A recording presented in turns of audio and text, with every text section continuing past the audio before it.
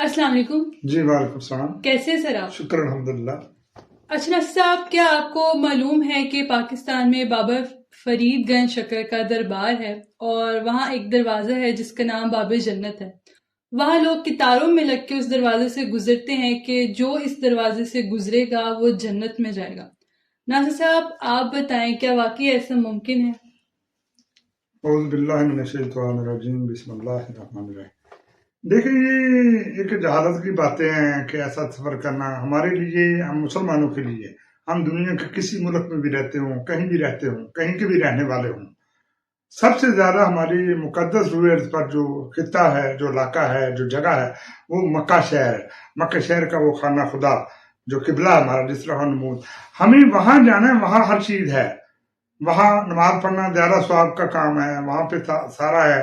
وہاں سے اگر آپ حج اور طواف کریں گے تو آپ کے گناہ بخشے جا سکتے ہیں. مگر بابا فرید شکر گنج کے دربار میں، جو کہ میرے خیال میں پنجاب میں یا پاک پتن میں، تو وہاں پہ اس دروازے سے گزر کے بھی جنت مل جاتی ہے. یہ خالی توم پرستی ہے. یہ کیا ہے؟ اور کفر ہے. ایسا سوچنا، ایسا کرنا، ایسا پھیلانا.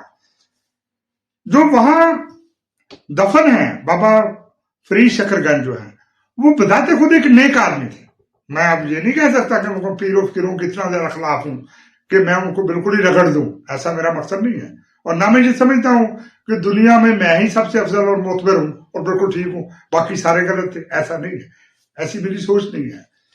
ابھی حالانکہ میں ان چیزوں کے خلاف ہوں، یہ توم پرستی کرنا اور یہ پیری فقیری اور یہ پیر بننا، یہ، لیکن جو بابا فرید شکر گنج بذات خود پرسنالٹی تھی، وہ ایک عظیم پرسنالٹی ہے.